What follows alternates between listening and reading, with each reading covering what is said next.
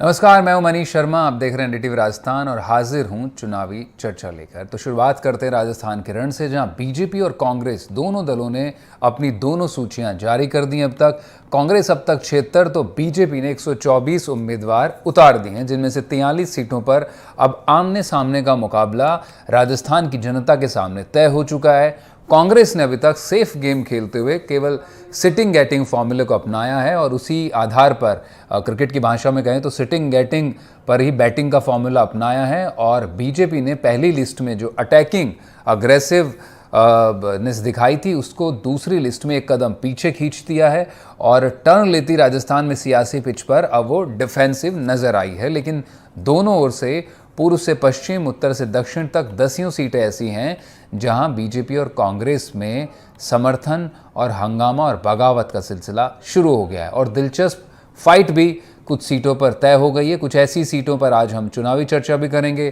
कांग्रेस में मंत्री शांति धारीवाल, महेश जोशी और आरटीडीसी अध्यक्ष धर्मेंद्र राठौड़ का जो टिकट पर पेंच फंसा हुआ है, उस पर भी सियासत कांग्रेस में गरमाई हुई है लगातार और उस पर भी कई तरह के स्पेकुलेशंस और सियासी जो है जानकारियां छन छन कर आ रही हैं। उन्हें अब तक इन खास जो चेहरे हैं, तीनों खास चेहरे आपको बता दें, मुख्यमंत्री अशोक गहलोत के करीबी माने जाते हैं, लेकिन इनको टिकट अभी तक इनका क्लियर नहीं हुआ है। इसी तमाम मुद्दों पर और जो सीटें खास तौर पर बड़ी रोचक हो गई राजस्थान में, उन पर हम आज विस्तृत बात करेंगे और उन मुकाबलों पर खासी नज़र होगी जहां पर पार्टी आलाकमान ने और पार्टी ने उन उम्मीदवारों और चेहरों को उतार दिया है, लेकिन कार्यकर्ता उनसे खासे नाराज़ हैं और लगातार पार्टी को चेतावनियां दे रहे हैं और अल्टीमेटम दे रहे हैं बगावत को लेकर। मेरे साथ बीजेपी से राजेश चौधरी जुड़ेंगे, कांग्रेस से भरत मेघवाल होंगे और पॉलिटिकल एनालिस्ट अविनाश शर्मा मेरे साथ मौजूद होंगे।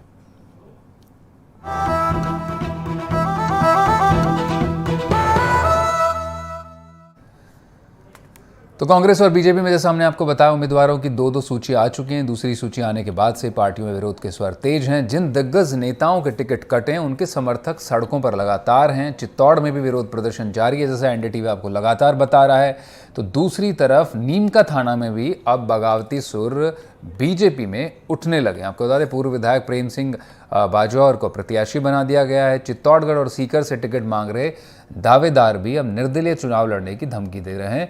चित्तौड़गढ़ और सीकर बीजेपी हाईकमान के खिलाफ विरोध भी बढ़ते जा रहा है। हालांकि सिर्फ सीकर और चित्तौड़गढ़ ही नहीं, बल्कि टिकट को लेकर राजस्थान के जयपुर, उदयपुर में भी कुछ ऐसा ही आपको लिए चलते हैं, जहां बीजेपी के प्रदेश अध्यक्ष सीपी जोशी फिलहाल कुछ अपनी बात रख रहे हैं। राजस्थान के कुनबे को और राजस्थान के ताने बाने को तोड़ने का काम किया है, लेकिन अब आपकी विदाई है तो जाते जाते कम से कम इस प्रकार के बयान नहीं देने चाहिए। आपने सवाल उठाया था प्रियंका गांधी को लेकर कि कांग्रेस अपने मुख्यमंत्री का चेहरा डिक्लेयर करे। कांग्रेस के नेता कह रहे हैं कि हमारे वहाँ सीएम की वैकेंसी नहीं, क्योंकि सीएम ऑलरेडी है। तो डिक्लेयर करें ना कि अशोक गहलोत जी के नेतृत्व में चुनाव लड़े, क्यों डर रहे हैं फिर? Thank you. तो ये थे प्रदेश अध्यक्ष सीपी जोशी, जो पत्रकारों के सवालों का जवाब दे रहे थे। और सीएम फेस को लेकर जो बीजेपी पर लगातार सवाल उठ रहे हैं कि आपका चेहरा कौन है। बीजेपी कहता है कि बीजेपी आलाकमान कह रहा है कि उनका कमल चुनाव चिन्ह चेहरा है और प्रधानमंत्री नरेंद्र मोदी के चेहरे पर चुनाव लड़ेंगे। वहीं कांग्रेस पर भी लगातार सवाल है। तो वही सीपी जोशी सवाल उठा रहे हैं कि अगर अशोक गहलोत ही उनके पार्टी का चेहरा है तो घोषित क्यों नहीं कर देते। तो तब तमाम चीज़ें जो आरोप प्रत्यारोप के सिलसिला जारी रहेगा और स्थानीय स्तर पर पार्टियों के लिए भी थोड़ी मुश्किलें टिकटों के बाद बढ़ी हुई दिख रही हैं। इन मुद्दों पर अब बात करते हैं। तीनों मेहमान मेरे साथ मौजूद हैं, मैं उनका रुख कर लेता हूं। कांग्रेस से भरत मेघवाल मेरे साथ हैं, बीजेपी से राजेश चौधरी जुड़ चुके हैं और अविनाश जी मेरे साथ हमारे पॉलिटिकल एक्सपर्ट मौजूद हैं। तो सबसे पहले बीजेपी का रुख कर लेते हैं। चौधरी साहब, जब से आपकी दो सूचियाँ आई हैं, हंगामा तो पहली सूची से ही बड़ा बरपे रहा राजस्थान में और दूसरी में आपने थोड़ा सा डिफेंसिव होकर उसको अपनी स्ट्रैटेजी को रिविजिट किया और थोड़ा सा आप जो है क्रिकेट की भाषा में कहीं थोड़ा डिफेंसिव किया आपने अपना अटैक। लेकिन बगावती सुर और विरोध प्रदर्शन सीट बाय सीट लगातार कहीं ना कहीं बढ़ते जा रहा है। मसलन चित्तौड़ में आपने नरपत सिंह राजवी को भेजा, उनको एडजस्ट किया मान मनोबल के बाद। राजवी तो मान गए, लेकिन अब चंद्रभान धाक्या नाराज हैं, उनके समर्थक नहीं मान रहे हैं।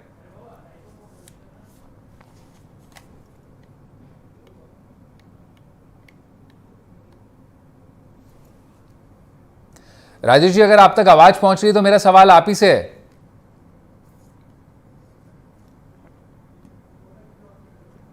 लगता है राजेश जी तक शायद आवाज नहीं पहुंच रही है। इस बीच मैं रुक कर लेता हूं भरत का। भरत कांग्रेस से हैं।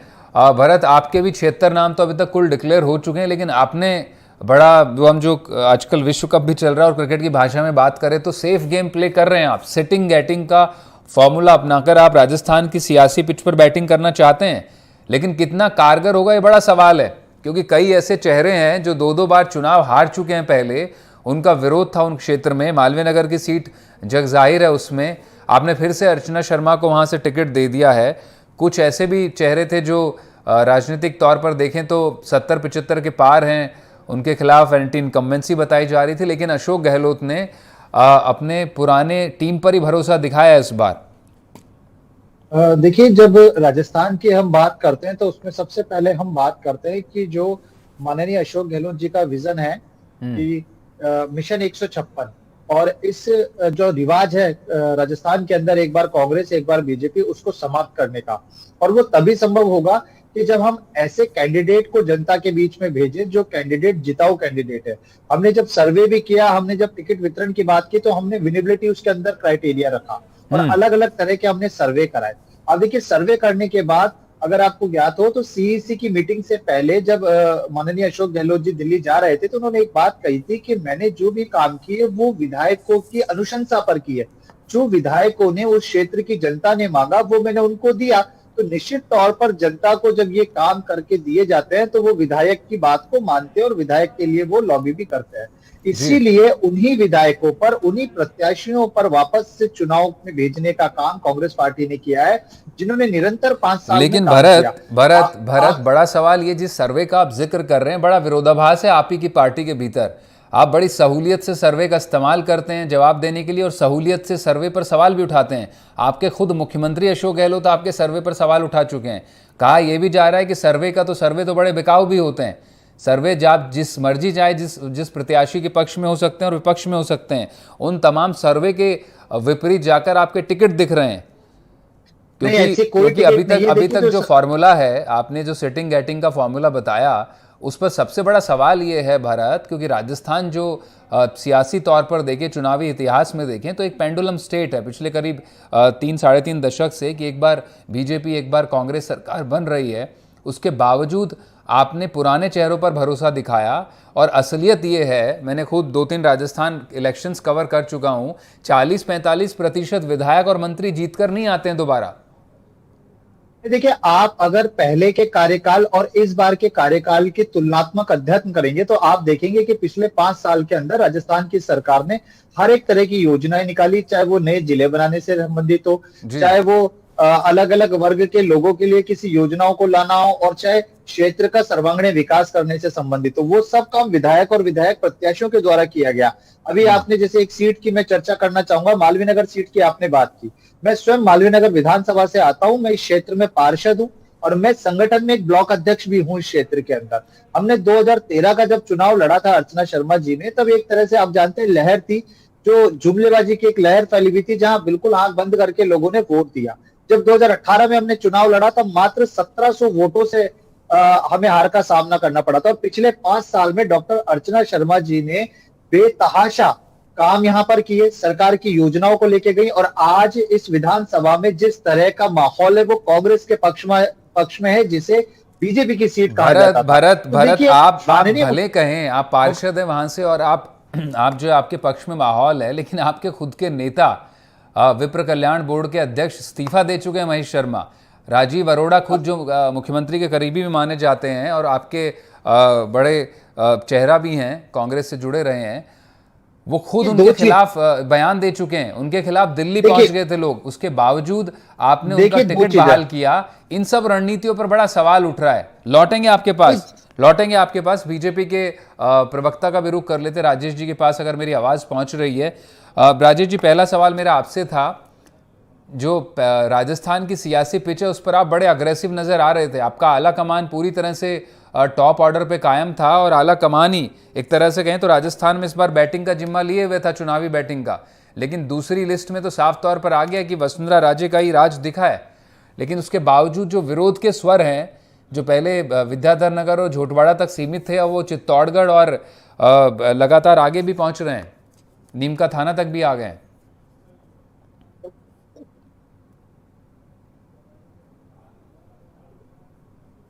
जी राजेश जी, आपको आवाज मिल रही है?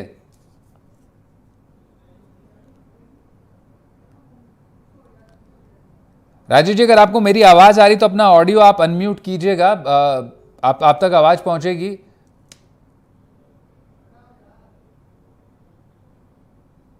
मैं इस बीच मेनवाइल कोशिश करते हैं, शायद ऑडियो की दिक्कत है राजेश चौधरी जी तक। अविनाश, आपसे बात कर लेते हैं। जिस तरह से आपने देखा कि जो हमारी डिबेट को ओपन किया मैंने, कि जो टिकटें हैं, जो दोनों पार्टियों ने दोनों सीट्स दो सूचियां सामने रख दी है जनता के, और करीब 43 सीटों पर अब उम्मीदवार बहुत साफ हैं दोनों पार्टी की तरफ से, और बीजेपी कांग्रेस की बात हो रही, जाहिर तौर पर सत्ता इन दोनों के बीच में बदलती है। दूसरी सूची की कमोबेश बात करें तो बीजेपी और कांग्रेस सेम ही तर्ज पर रहे हैं, बड़ा सेफ गेम प्ले किया है, वही पुराने चेहरे हैं, लेकिन इन चेहरों के बावजूद कई सीटों पर सवाल हैं। पुराने चेहरे जरूर हैं, लेकिन सवाल नए उठ रहे हैं कि चेहरे, कार्यकर्ता कई जगह बोल रहे हैं कि चेहरे बदला जाना चाहिए था।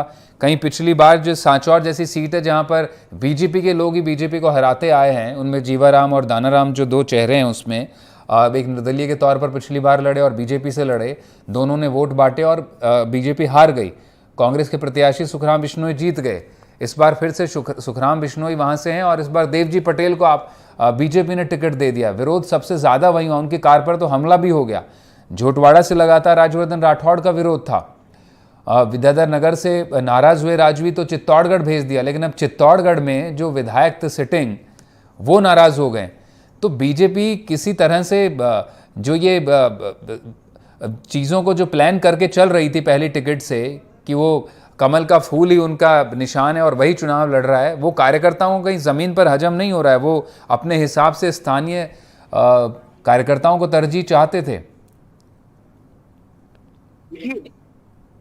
इस विषय पे मैं आपको ये बताना चाहूंगा, सबसे पहली बात कि ये बात बिल्कुल ठीक है कि दोनों ही पार्टियों ने जो सर्वे करवाए थे, जी, भारतीय जनता पार्टी ने भी और भारतीय राष्ट्रीय कांग्रेस ने भी, तो इस सर्वे के दौरान जो आउटपुट निकल के आया वो तो केंद्रीय नेतृत्व भी जानता है दोनों पार्टियों का, बट हाँ, कार्यकर्ताओं में ये बात जरूर थी कि इस बार काफी युवा नए चेहरों को मौका दिया जाएगा दोनों ही पार्टियों में।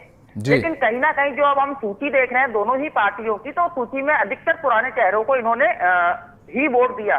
सीट जरूर बदलने का काम किया गया है, कि जैसे नरपत सिंह राजवी को आप विद्याधर नगर से चित्तौड़ भेजा गया, उधर कई सांसदों को भारतीय जनता पार्टी ने करीब लगभग 7 सांसदों को मैदान में उतारा है विधायक के तौर पे। तो ये कहीं ना कहीं कार्यकर्ता जो एक आम कार्यकर्ता होता है और जो इस प्रकार की सोच रखता है कि कहीं ना कहीं आगे जाके अब उसको भी मौका मिलना चाहिए, उसको भी आगे आना चाहिए युवाओं को। पर मैं इस बात में ये जरूर कहना चाहूंगा, क्योंकि हर राष्ट्रीय राजनीतिक पार्टी है, तो राजनीतिक पार्टी होने के साथ साथ तो हर पार्टी चाहती है कि वो चुनाव में किसी भी तरीके से जीता जाए। ये बात मेरे बिल्कुल समझ में नहीं आ रही कि जैसे कांग्रेस ने 2 बार मालवीय नगर की जो सीट है अर्चना शर्मा को दी गई, 2 बार चुनाव वो हारी है मालवीय नगर से, उस पर भरोसा जताया गया। तो कहीं ना कहीं इस बात में तो कोई संशय नहीं है कि दोनों ही पार्टी के कार्यकर्ताओं के साथ कुछ जो वो चाहते थे कि नए चेहरों को, युवाओं को मौका मिले, वो नहीं दिया गया। अब अविनाश, ये बड़ी दिलचस्प बात है कि कांग्रेस ये कह रही है कि हम पुराने चेहरों पर इसलिए भरोसा जता रहे हैं, जो सिटिंग गेटिंग का फॉर्मूला है कि अशोक गहलोत की योजनाएं अच्छी हैं, वो सोशल इकोनॉमिक जो इनकी सामाजिक आर्थिक सुरक्षा की वो बात कर रहे हैं, और जो कल्याणकारी बचत राहत बढ़त का उन्होंने जो फॉर्मूला दिया और उसको कैंपेन बनाया, उसको लेकर वो जा रहे हैं। तो वो विधायकों के खिलाफ एंटी इनकम्बेंसी, उस मायने में कांग्रेस अपनी योजना और गहलोत के चेहरे से बीट करना चाहती है। उनकी रणनीति है कि किसी तरह की स्थानीय स्तर पर बगावत नहीं आए, नए चेहरे नहीं आए। लेकिन ये बड़ी अजीबोगरीब बात है कि जो पुराने चेहरे हारे हुए हैं उनको भी रिपीट कर दिया गया है। ये समझ से परे लगातार बात हो रही है। जो 2 टिकटों की सूचियां बीजेपी और कांग्रेस की तरफ से आ चुकी है, दोनों में चेहरे करीब 43 सीटें जो ऐसी हैं जिन पर अब मुकाबला बहुत साफ हो चुका है। बीजेपी और कांग्रेस के प्रत्याशी आमने सामने तय हो चुके हैं। इसी को लेकर बात हो रही है आज एक्सपर्ट से, और कांग्रेस बीजेपी के नेताओं से जानने की कोशिश कर रहे हैं कि किस तरह से क्या रणनीति पार्टी की रही है और कुछ कुछ सीटों पर जो विरोध और हंगामा देखने को मिल रहा है और ख़ासतौर पर बीजेपी के भीतर जो सीटों पर बगावत के सुर जो उभर रहे हैं उस पर बात हो रही है कि पार्टियां इसे कैसे निपटेंगी और जनता क्या देख रही है इस बार। अविनाश, मैं आपके पास में था, दो सवाल बड़े दिखाई दे रहे हैं इस पूरे सूची को अगर देखें तो कांग्रेस जाहिर तौर पर, जैसा हम एनडीटीवी के दर्शकों को लगातार बता रहे हैं कि सेफ गेम प्ले किया है। बीजेपी पहले टिकटों की सूची में बड़ी अग्रेसिव थी, फिर डिफेंसिव हुई, अब वो उसकी स्ट्रैटेजी है कि उन्होंने भी पुराने अपने एमएलएस को रिपीट किया है और किसी तरह का बड़ा जोखिम नहीं लिया। कांग्रेस में तो कमोबेश स्थिति बिल्कुल साफ है। अशोक गहलोत कह चुके हैं कि जब तक कोई ऑल्टरनेटिव नहीं हो बड़ा मजबूत, तब तक कोई मतलब नहीं है टिकटें काटने का। लेकिन सवाल ये है, जो हार्ड फैक्ट है, जो तथ्य है, उसको भुलाया नहीं जा सकता और तथ्य से जो है, फैक्ट जो होते हैं उसका सामना करना भी ज़रूरी होता है सियासी बयानबाजी के इतर। राजस्थान के चुनाव में हकीकत यह है कि किसी की भी सरकार हो, करीब 40-45% एमएलएज और मंत्री जीतकर वापस आते नहीं हैं। उसके बावजूद कांग्रेस का ये जोखिम लेना क्या इशारे करता है? क्या कांग्रेस इस वक्त उस चुनाव की उस दहलीज पर खड़ी है कि जहां वो आफत मोल नहीं लेना चाहती थी बीजेपी की तर्ज पर टिकटें काटने की, तो उसने सिर्फ एक सेफ गेम प्ले करना बेहतर समझा? देखिए, मैं आपको ये बता दूं कि कांग्रेस ने एक बहुत ही समझदारी कह लीजिए कांग्रेस की, या उनकी कह सकते हैं आप कि कांग्रेस ने अभी भी, जैसे 3 इनके जो वरिष्ठ मंत्री है, जिनका तो नाम शायद मैं समझता हूं कि पहली सूची में ही आ जाना चाहिए था, कोई नहीं, पहली में नहीं आया, दूसरी में आ जाना चाहिए था, जिसमें आपके शांति धारीवाल है, आपके डॉक्टर महेश जोशी हैं, आपके धर्मेंद्र सिंह राठौड़ है। तो इन लोगों के नाम अभी तक भी इन्होंने जाहिर नहीं किए, मतलब 2 सूची में भी इनके नाम नहीं आए, जो तो बहुत वरिष्ठ मंत्री भी हैं और तीनों ही बड़े खास माने जाते थे अशोक गहलोत के करीबी। वही चीज मैं आपको बताना चाहूंगा कि इन तीनों के नाम सूची में, दूसरी सूची तक भी नाम नहीं है। तो कहीं ना कहीं प्रदेश की जनता को ये देखना होगा ये तीनों नाम क्यों नहीं है। तो उसके पीछे का मैं कारण आपको बता दूं, ये तीनों नामों में अभी भी सस्पेंस क्यों चला हुआ है, बिकॉज ऑफ दैट। इसका कारण यह है कि शांति धारीवाल ने विधानसभा के अंदर, सदन के अंदर, राजस्थान जो कि रेट में नंबर 1 था, उसके विषय पे एक बहुत ही घटित, बहुत ही जिसे बड़ा विवादास्पद बयान दिया था उन्होंने। जी, महिला सुरक्षा को था जी। खुद महेश जोशी जी के बेटे के खिलाफ दिल्ली में रेप का मुकदमा चल रहा है। दूसरी बात तो ऐसा ही, अब दूसरी बात कि आप ये कह रहे हैं कि हाँ बिल्कुल ठीक बात है, ये सरकार के जो मंत्री है उनके खिलाफ एंटी इनकम टैक्स का माहौल है, फिर भी कांग्रेस ने उन्हीं पुराने मंत्रियों को वापस मैदान में उतारा है।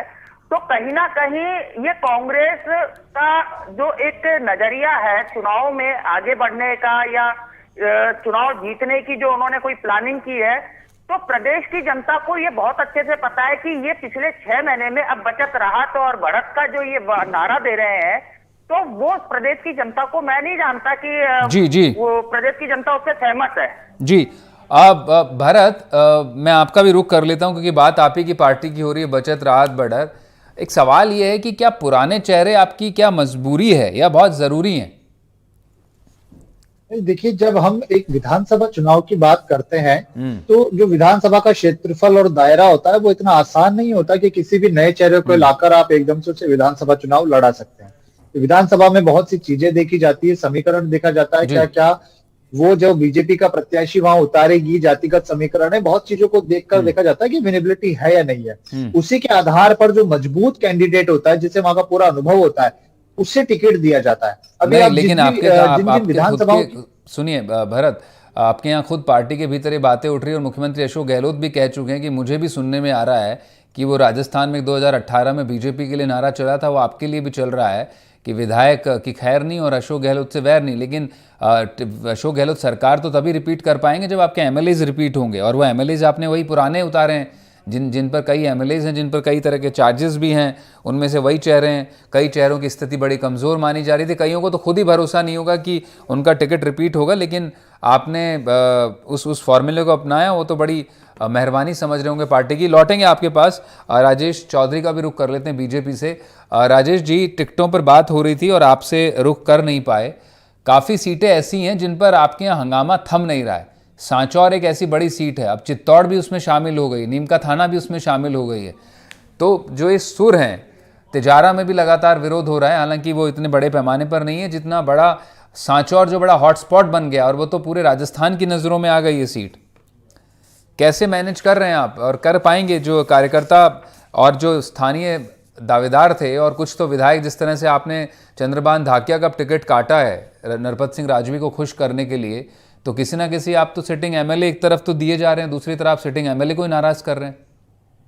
मनीष जी, सबसे पहले तो मैं आपको बता दूं, भारतीय जनता पार्टी ने जिस दिन आचार संहिता लगी थी 9 तारीख को, उसी दिन 41 योद्धा, वो योद्धा जो चुनावी जिताऊ है, चुनावी टिकाऊ है, उनको हमने उतार दिया था। उसके बाद में दूसरी लिस्ट हमने उतारी 83 कैंडिडेट की, वो सभी मतलब अब भारतीय जनता पार्टी ने 124 उम्मीदवार मैदान में उतार दिए हैं जो बिल्कुल जिताऊ कैंडिडेट हैं। आपने पिछली बार देखा होगा 73 सीट्स हम जीते थे और कांग्रेस 100 सीटों पे जीती थी और अलायंस करके इन्होंने सरकार बनाई थी। लेकिन वर्तमान में आप देखिए, आज की तारीख तक केवल और केवल 76 सीटें ही कांग्रेस डिक्लेयर कर पाई। सर, जो बात अब नंबर की नहीं हो रही है, बात अब उससे ऊपर बढ़ गई हो, तो जाहिर तौर पर 200 ही उन्हें जारी करनी है और 200 सीट ही आप ही को करनी है। लेकिन सवाल ये है कि अगर कुछ सीटों का जिनका मैं जिक्र कर रहा हूं, आप उसका जवाब नहीं दे पा रहे हैं, मसलन जो सीटें, जी जी कंक्लूड कर रहा था, उसी बात को कंक्लूड कर रहा था। आपने जो कहा ना विरोध के स्वर, तो विरोध के स्वर तो देखिए उस ही पार्टी में होते हैं जहां जनता चाहती है कि ये पार्टी जीते, ये पार्टी सरकार बनाए। तो हमारी पार्टी चूंकि एक वृहद पार्टी है, बहुत सारे उसमें कार्यकर्ता है, लाखों करोड़ों कार्यकर्ता है। तो अगर देखिए जिस व्यक्ति को ऐसा लगता है कि भाई जैसे आप अभी सांचौर की बात कर रहे हैं, राजसमंद की बात कर रहे हैं, उनमें हमारे वास्तव में अच्छे के उम्मीदवार पहले भी थे और वर्तमान में जो पार्टी, देखो पार्टी क्या होता है, कोई व्यक्ति पार्टी से बड़ा नहीं होता, पार्टी ही उसे बड़ा बनाती है। अगर किसी को हमने 2 बार विधायक बनाया तो भारतीय जनता पार्टी ने बनाया। अगर अब हमें ऐसा लगता है कम लेवल पे क्या नहीं, मैं सवाल ये इसलिए पूछ रहा हूँ राजेश जी, आप जाहिर तौर पर कार्यकर्ता मिलकर पार्टी बनाते हैं और सभी जगह चाहे वो कोई भी टीम बनती है, एक इंडिविजुअल से ही टीम बनता है, वो इसी से यूनाइट होती है।